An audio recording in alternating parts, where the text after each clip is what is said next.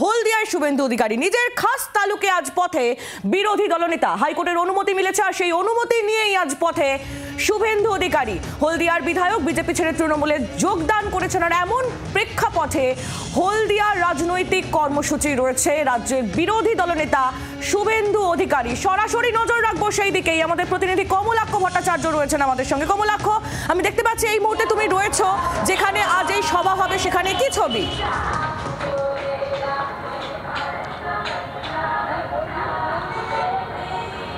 দেখো, হাইকোর্টের অনুমতি সাপেক্ষে শুভেন্দু অধিকারীর আরও একটি সভা, এবং কোথায় সভা?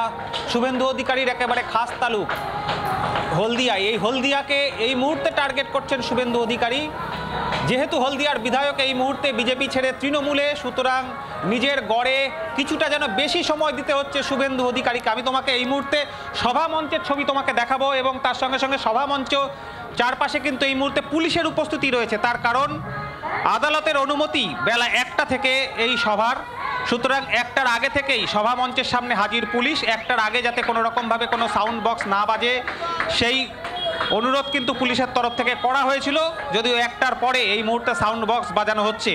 তবে এই হচ্ছে সেই মঞ্চ, যে মঞ্চে এই মুহূর্তে এই দুর্গাচক কলোনি বাজারে মঞ্চ। তার আগে প্রায় 1.5 কিলোমিটার শুভেন্দু অধিকারী আজকে মিছিল করবেন, এবং সেই মিছিলে অবশ্যই যেমন দোলযাত্রার দিনে এই হলদিয়া সহ বিভিন্ন জায়গায়, নন্দকুমার বিভিন্ন জায়গায় সনাতনীদের উপর আক্রমণের প্রতিবাদে আজকে এই মিছিলের ডাক দেওয়া হয়েছে, এবং মঞ্চেও কিন্তু ঠিক তেমনই উল্লেখ রয়েছে।